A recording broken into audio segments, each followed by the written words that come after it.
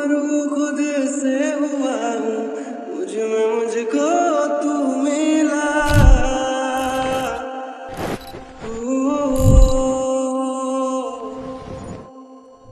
रूबरू खुद से हुआ हूँ, मुझ में मुझको तू मिला। बादलों के इस जहां में आसमां तुझ में मिला। बिगड़ी है अब रात भी है शहर भी है हम, ना खुदा मैं तो रहा, बन गया तू धर्म। रहूं मैं मलंग मलंग मलंग, रहूं मैं मलंग मलंग मलंग।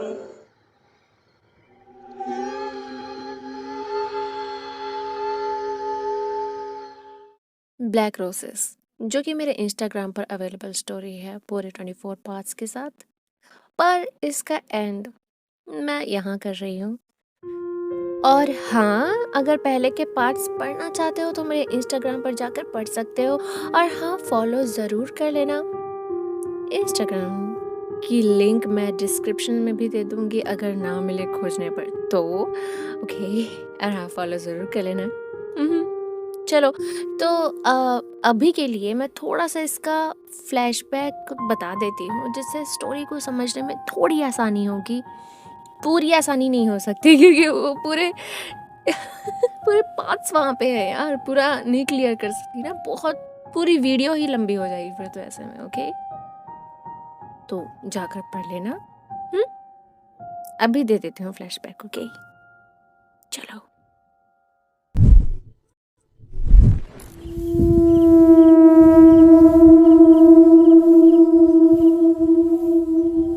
जहाँ तयंग पर एक बेताल का कब्जा हो चुका था, एक बेताल का, और ये कब्जा किसी और ने नहीं, जंगकुक ने कराया था। एक सौदेबाजी के जरिए बेताल से एक सौदेबाजी। जंगकुक ने अपने किसी मकसद के लिए 40 गर्ल्स को और एक बेताल को अपने कब्जे में गुलाम बनाकर रखा हुआ था। गर्ल्स जो कि आमतौर पर कब्रिस्तान में पाए जाते हैं, वो किसी का भी रूप ले सकते हैं, और अगर ये किसी के घर और जिंदगी में कदम रख दे तो फिर कल्याण है। और अब जंगकुक ने इतनी कठिन सिद्धि पाली थी कि उसके अंदर 100 भूतों की ताकत समा चुकी थी।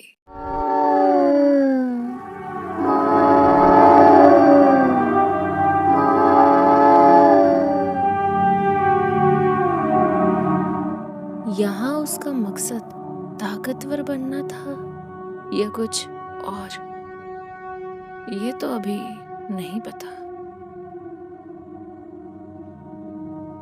बेताल जिसे उसने गुलाम बनाकर रखा हुआ था, और अब उसे उसकी कोई जरूरत नहीं थी क्योंकि उसने इतनी सिद्धि जो पाली थी, वो खुद में इतना ताकतवर हो चुका था कि उसे अब किसी के सहारे की, किसी की मदद की कोई जरूरत नहीं थी। किसी को गुलाम बनाने की जरूरत नहीं थी। और जो पहले सौदेबाजी हुई थी तेओंग के शरीर के लिए, वो बेताल को मिल गया। तेओंग का शरीर, जिससे तेओंग पर बेताल चढ़ बैठा और तेओंग पूरा शैतान बन चुका था। पूरा शैतान।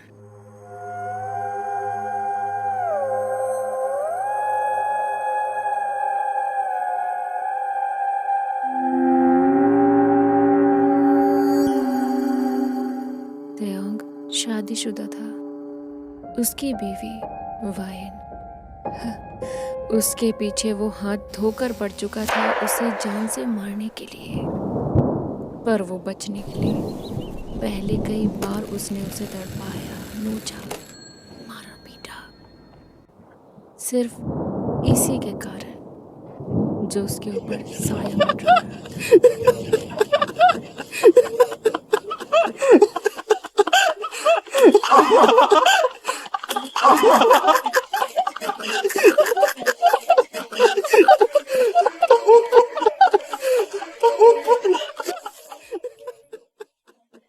पर जब वो साया अपना रूप ले चुका, तब चीजें हाथ से बिल्कुल निकल चुकी थी और अब कुछ भी हाथ में नहीं था, कुछ भी नहीं।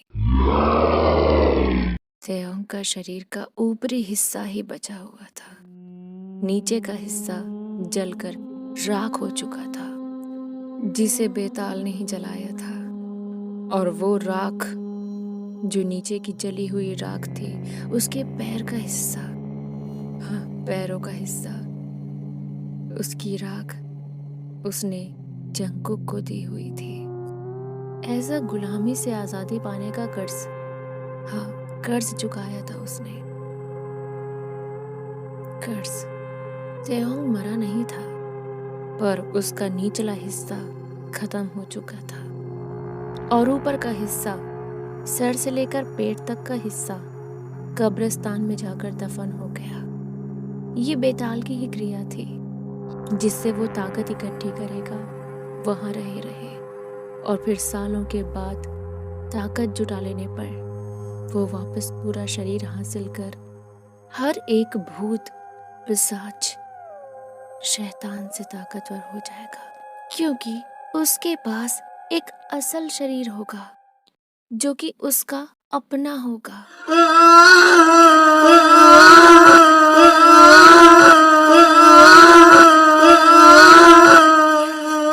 मुझे तेरी जरूरत है।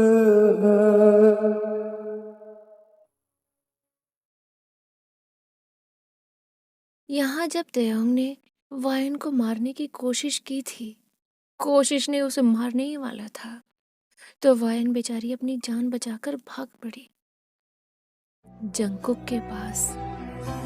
क्यों, कैसे, और वो कैसे उसे जानती थी, क्या रिश्ता था, ये सब इंस्टाग्राम पर अवेलेबल है। ओके, सो पढ़ लेना। उम्मीद है यहाँ तक तो समझ में आ गया होगा। तो चलो स्टार्ट करते हैं नेक्स्ट। ओके, वायन और जंगकुक खाने की टेबल पर बैठे खाना खा रहे थे। नहीं तो और क्या करेंगे यार, मतलब हद है डिटेलिंग दे। ओके, और जंगकुक ने उसी वक्त शराब पी ली थी और वायन ने उसे शराब पीता देख उसके हाथ से वो छीन लिया और उसे जूस पकड़ा दिया। जंगकुक तो गुस्से से भर गया, उसकी आंखें लाल हो गई। ये न जाने एक शेर के मुंह से निवाला छीन लिया, ऐसा गुस्सा। हाँ, पर वो कुछ नहीं बोला और चुपचाप उसे लेकर पीने लग गया। अजीब था। वायन ने उसे ऐसे देख अपनी आंखें नीचे कर ली और खाना खाते हुए बोली, वैसे मेरे होंठ भी अब ठीक हो गए हैं और मैं संभल सी गई हूँ, काफी बेहतर हो गई हूँ पहले से। तो मेरे लिए अब सही होगा कि मैं अब यहाँ से चली जाऊँ, और ज़्यादा दिन आपको परेशान नहीं करना चाहती। वैसे भी आपने मेरे लिए बहुत कुछ किया है। दिल को मेरे आराम है, परेशान है बस तुमसे। क्या? कहाँ कहाँ जाओगी? आप आप फिक्र मत कीजिए, मैं अपना ख्याल रख सकती हूँ। और कल रात आपने बिल्कुल सही कहा था कि मैं अपने पति को छोड़कर आ गई। मुझे ऐसा नहीं करना चाहिए था।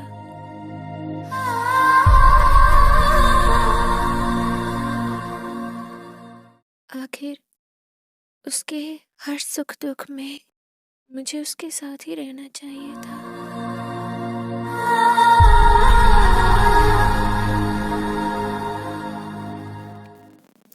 पर मैं सच कहूँ, उस वक्त मैं बहुत डर गई थी। मैं पीछे मुड़ी भी थी उसे देखने, पर मैं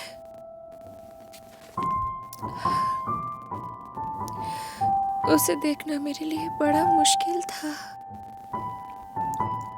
वो मुझे मारना चाहता था, पर पता नहीं ऐसा क्यों लग रहा था कि वो मुझे जाने को कह रहा था।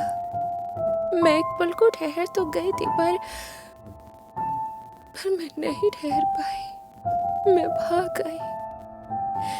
न जाने मैं इतनी मतलबी कैसे हो गई। आखिर जब मैं उसे इस हालत में ही छोड़कर चली आई।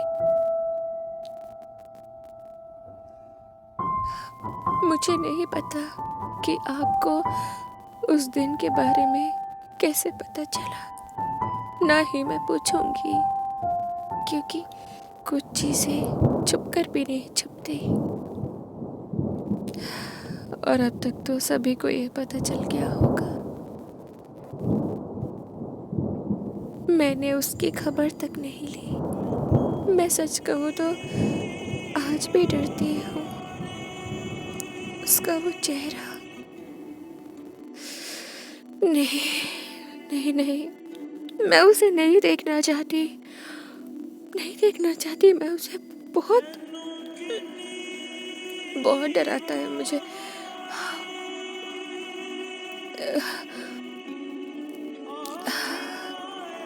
पर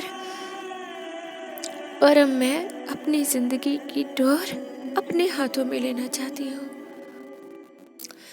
और अब आप मुझे इजाजत दे दीजिए।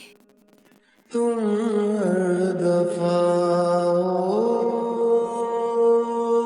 तुम सच में चली जाओगी? हाँ, अब तो जाना ही होगा ना। कब तक आपके सहारे रहूंगी? आखिर अब तो मेरे पास जो बचा है, मुझे तो उसमें ही जीना है। और आपका बहुत बहुत शुक्रिया मुझे अपने घर में पनाह देने के लिए, वरना मैं कहाँ जाती। मेरी माँ का घर भी बहुत दूर है। आप ही पास में थे, मैं भागकर चली आई। मैं आपके लाए कपड़े अपने साथ लेकर जाना चाहती हूँ। आपने इतने प्यार से लाया था ना। सच कहूँ तो जितने दिन भी यहाँ रही, आपने मेरा बड़ा ख्याल रखा। भगवान से प्रार्थना करूँगी कि आपकी हर ख्वाहिश को पूरा करे। कोई फायदा नहीं, कुछ नहीं देता वो, बस छीनना जानता है। कोई फायदा नहीं, मत करना कुछ मत करना। उसके हाथ में थोड़ी ना है सब कुछ। मैं अपनी ख्वाहिश खुद पूरी कर लूंगा। खुद पूरी कर लूंगा। मुझे उसकी जरूरत नहीं है। मैं फिर भी करूंगी, आपको जरूरत है।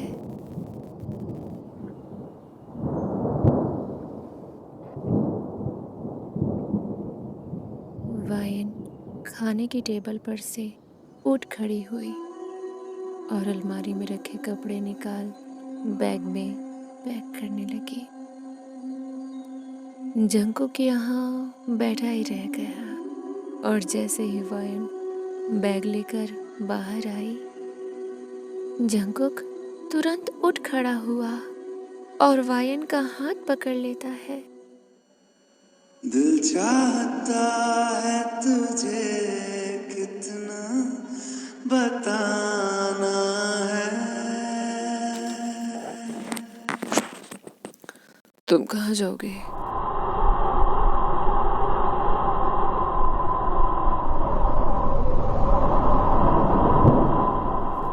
तुम कहाँ जाओगे आखिर? देखो, यहीं रह जाओ।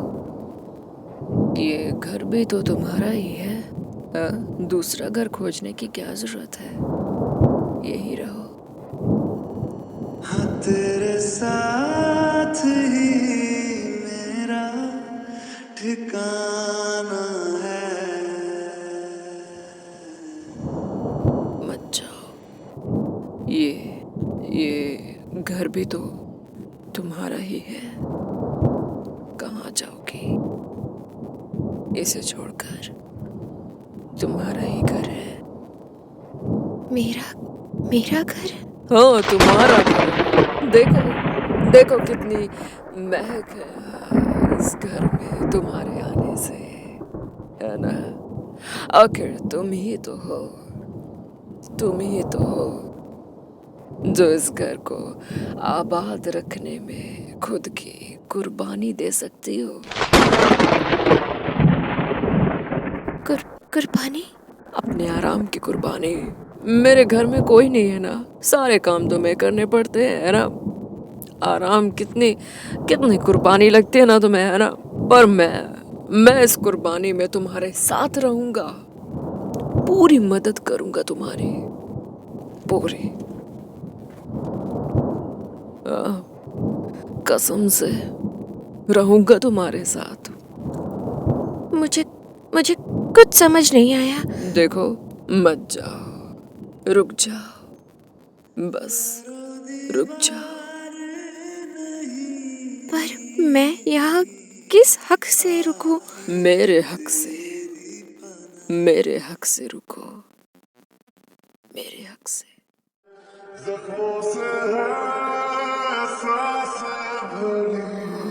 तुम बहुत जरूरी हो, बहुत जरूरी हो मुझे।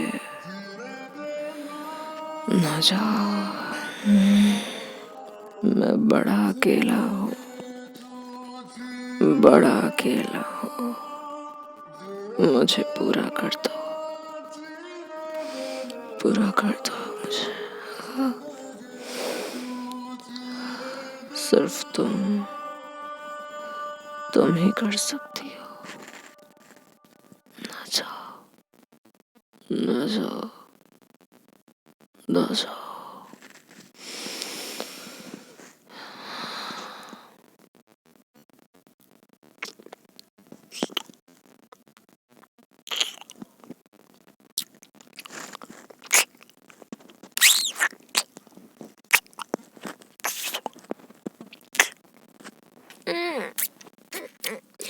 ये क्या कर रहे हो? मैंने आपको इतनी इजाजत नहीं दी। शादीशुदा हो, इतने करीब आने की हिम्मत कैसे हुई आपकी? कह दो कि तुम्हें मेरा यूं करीब आना नापसंद है। हाँ, नहीं पसंद, नहीं पसंद मुझे, नहीं पसंद। दूर रहो।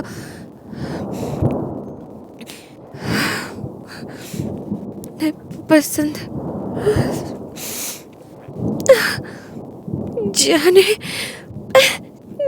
जाने मुझे क्या हो रहा है यहाँ। ये जगह कितनी अजीब है। मैं ये नहीं लगती, मैं ये नहीं हूँ। मैं किसी और की हूँ, किसी और की अमानत। ये नहीं हूँ मैं, ये नहीं हूँ।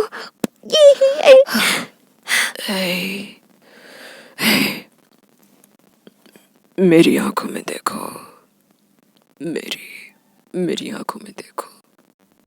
नैनों की झील में उतरा था यूं ही दिल, डूबा जाए, डूबा डूबा जाए। होशो हवास अब तो होने लगे हैं। मैं किसी और की हूँ। मेरी हो, मेरी हो। दो दिल सफर में निकल पड़े, जरा कहाँ क्यों फिकर करे, कहाँ ठिकाना हो रात का, सुबह कहाँ है बसर करे। खोया खोया दिल मेरा कहता है, हाँ तुमसे ही, बस तुमसे ही बस तुमसे ही दिल को मेरे आराम है, परेशान है बस तुमसे ही। होठों से शुरू होते जो कब जिस्म तक समा दर्द गया को पता ही नहीं चला। सुकून दे, वो वायन बेशक दर्द त्रियांग के लिए तुमसे जिंदा जज्बात रखती है, है। पर जंकुक के वीराने में कदम रखते ही जैसे वो सब कुछ भूल चुकी थी। और जंकुक, उसके दिमाग में क्या था वो जान पाना तो बेहद मुश्किल था, बेहद मुश्किल। जंकुक के आखिर 100 रंग थे, 100 भूतों की ताकत जो थी उसमें। हर एक मोड़ पर नया रंग।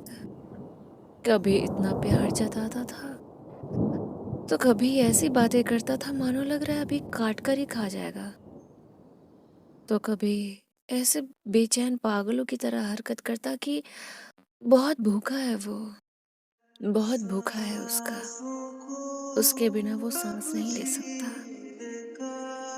बड़ी अजीब सी हरकतें थी उसकी, कुछ भी समझना बड़ा ही मुश्किल था।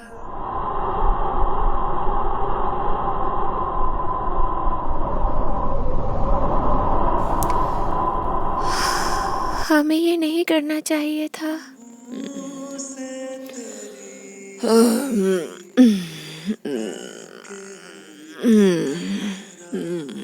शायद। पर अब क्या करूंगी मैं? अब करना क्या है, मेरी हो जाओ। लेकिन चुप, एकदम चुप। जिस्म तक छू गई हो मेरे, अब दूर जाने का कोई रास्ता नहीं। मुझ तक आई हो खुद चलकर, अब मुझसे दूर जाना नामुमकिन है। नामुमकिन।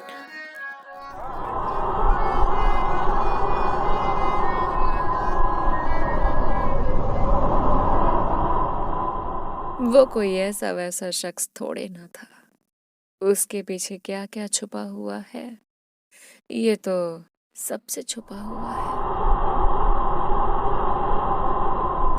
जंकुक सही था, अब वायन चाह कर भी उससे दूर नहीं भाग सकती, बिल्कुल नहीं भाग सकती, क्योंकि वो उसके जिस्म तक चढ़ चुकी थी। वायन की महक, उसका एक एक अक्ष जंकुक के भीतर भर चुका था, उसके रग रग में, रग रग में।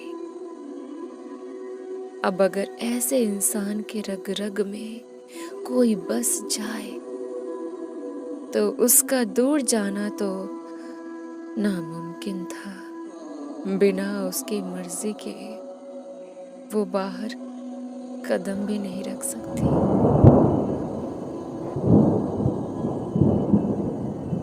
जकड़ लिया था उसने उसे।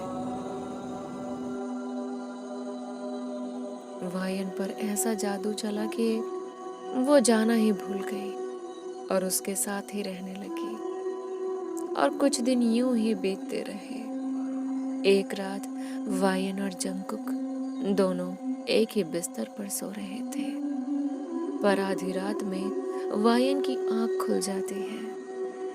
एक अजीब सी आहट पूरे कमरे को जकड़े हुए थी। वायन घबराते हुए जंकुक को उठाने के लिए हाथ फेरती है अपने बगल में, पर जंकुक वो तो वहां था ही नहीं। वो पूरा मेंशन छान मारती है पर उसे वो कहीं नहीं मिला। आखिर इतनी रात में वो कहाँ है? वायन उसे खोजती हुई बाहर निकल पड़ी। मैंशन के बाहर बाहर चांद की रोशनी फैली हुई थी, इतनी तेज रोशनी कि जैसे गहरी काली रात के पास भी दर्द को अपना खुद का सवेरा हो। सुकून दे, वो दर्द तुमसे वो मिलता वो रोशनी इतनी तेज थी कि वायन के आंखों को चुभने लगी। बड़ी तेज थी वो रोशनी, बहुत तेज। वायन ने यहाँ वहाँ देखा, पर जंकुक तो कहीं नहीं था। ढूंढते ढूंढते वो बैकयार्ड में पहुंच जाती है, मैंशन के पीछे पड़ी जगह, जहाँ एक अजीब सा कमरा था। उस कमरे को देख वो घबरा गई, क्योंकि बाहर से ही वो इतना भयानक दिख रहा था कि कोई भी डर जाए। पर फिर भी वो हिम्मत करती हुई कि आखिर उस कमरे में है क्या, और जंकुक, क्या वो अंदर तो नहीं? इसलिए वो मैंशन के अंदर से एक टॉर्च लेकर आती है और घुस जाती है उस कमरे में। कमरा गहरा और सन्नाटे से भरा हुआ था। उसने चारों तरफ नजर घुमाई, और जैसे ही टॉर्च जमीन की तरफ की,